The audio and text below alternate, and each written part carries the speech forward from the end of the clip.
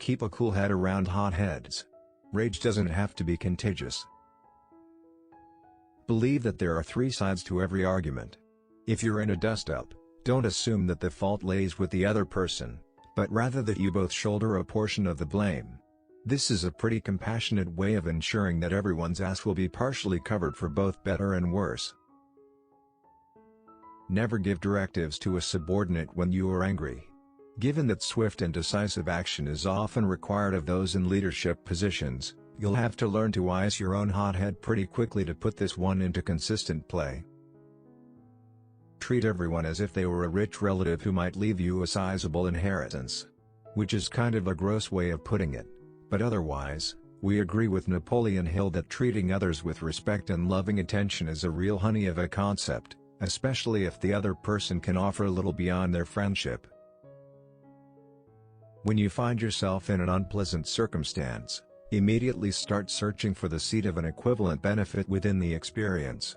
If Novak's Gizmodo essay is any indication, Hill probably had a lot of opportunity to put this one into practice, squeezing lemonade from lemons of his own making. Ask questions and listen to the answer. If you find yourself inclined to disagree with a statement, employ the phrase, "How do you know?"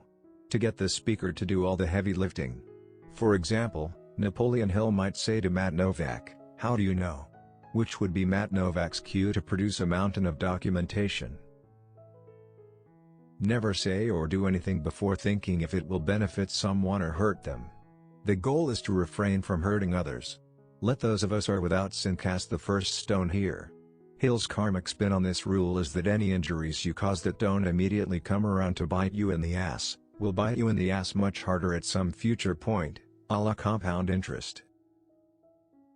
Learn the difference between friendly analysis and unfriendly criticisms. His not entirely foolproof method for distinguishing intent is to consider the nature of your relationship with the one offering the observations, their tone of voice, manner of delivery, and somewhat quaintly, whether or not they throw in any epithets. If it's friendly, you can set some store by it. Otherwise, disregard. A good leader knows how to take orders cheerfully. This pairs nicely with rule number 3, don't you think?